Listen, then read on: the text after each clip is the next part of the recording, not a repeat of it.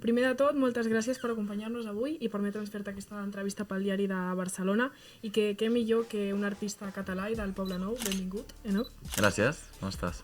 Molt bé. I si et sembla, començo a preguntar-te sobre els teus orígens i el punt d'inflexió de la teva carrera, ja que has estat a Razzmatazz, has fet concerts, tens més de 20.000 oients a Spotify i a YouTube, i quin va ser el moment en el que vas dir això no és tant un hobby, sinó que vull dedicar-li temps i diners?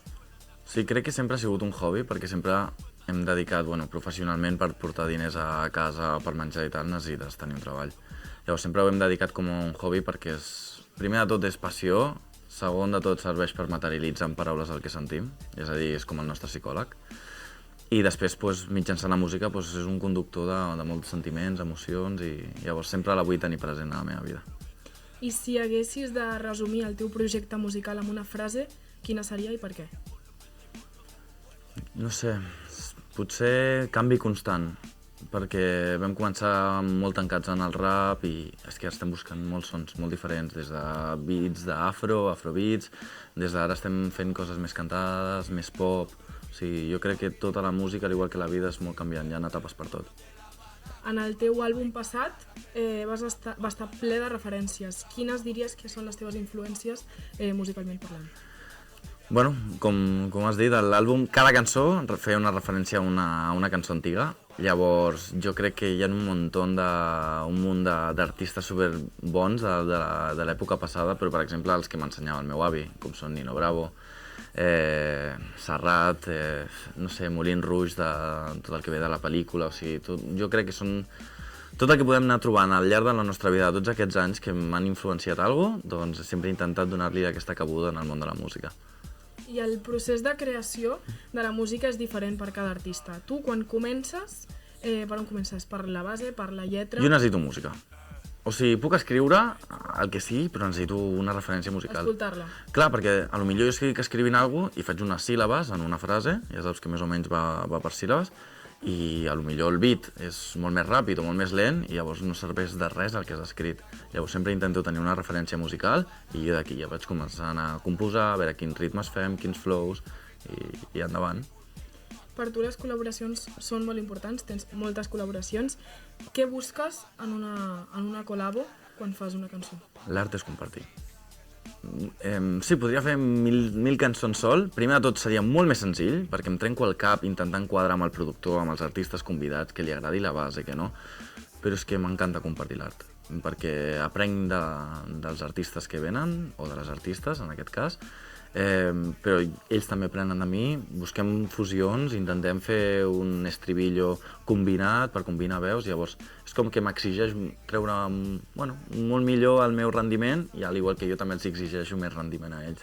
I t'has trobat en la posició de col·laborar amb alguna persona que no fluïes en l'estudi? Sí, crec que ha costat en algunes persones, per exemple tinc un molt bon amic meu francès.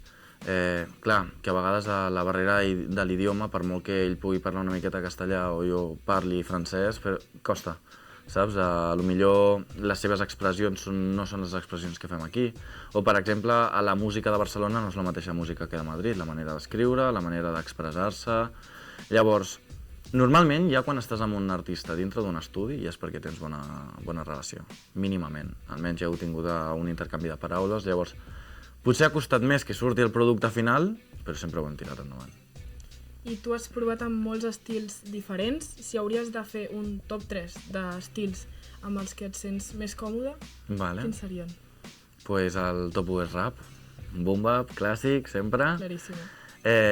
Després podríem dir... També m'agrada molt l'afro, afrobeats i tal, algun més ritme, més bailongo, però que a mi m'exigeix rapejar molt més ràpid, com un doble tempo, llavors aquest també m'agrada molt. I després el tercer, doncs, no sé, música molt més emocional. Buscar alguna cosa, no cal que sigui cantadito ni res així més suau, però buscar alguna cosa molt més emoció amb el que estem cantant, més que en el rap, que és escopir. I treus un nou àlbum en breus, si no m'equivoco, és el 14 de febrer. Correcte, començo. I surt la teva primera cançó. Què ens pots avançar d'aquest àlbum? Aquest àlbum no hi ha rap, és tot estils que per res del món els heu vist amb mi, i la primera cançó és Tu vals la pena, que podríem dir que seria una miqueta més pop, Un àlbum amb moltíssimes col·laboracions, com sempre, perquè m'encanta compartir, un munt d'artistes, noies que tenen unes veus increïbles, super maques, i hem buscat molt més la connexió emocional més que un missatge. Llavors, que el que cantem te connecti més emocionalment més que voler escoltar un missatge. I per acabar, et faré una ronda de preguntes a les quals tu m'hauràs de contestar amb un títol d'una cançó teva. Vinga, dispara. La primera és, digues un tema teu que posaries per una prèvia abans de sortir de festa. Abans de sortir de festa, doncs posaria millor Is Love, o un parell de cançons que es venen d'aquest nou àlbum de techno també, home, ben bailongues per activar-nos bé i poder passar una bona nit. I quin tema posaries per una reunió amb la teva família? Depèn de la reunió, hi ha moltes reunions. Informal, formal, casual, què fem? Formal. Una formal. Doncs potser posaria un Perdóname o Mátame o alguna cosa així molt més suavet, que no sigui tan canyero. Quina col·labo teva creus que és la millor?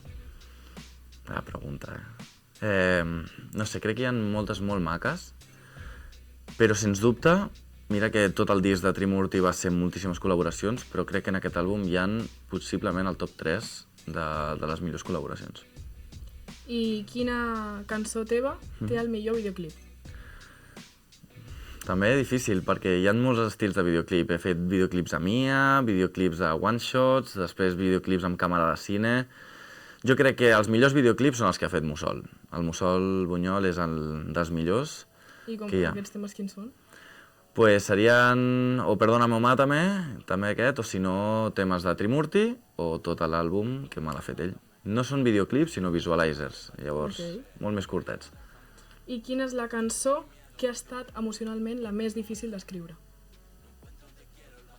La més difícil per mi jo crec que ha estat l'àlbum de Cartes Quemades, que va ser el meu primer àlbum, que són 3 cançons, o si no la cançó de 7 vides, que és una miqueta en referència a una relació molt llarga que vaig tenir.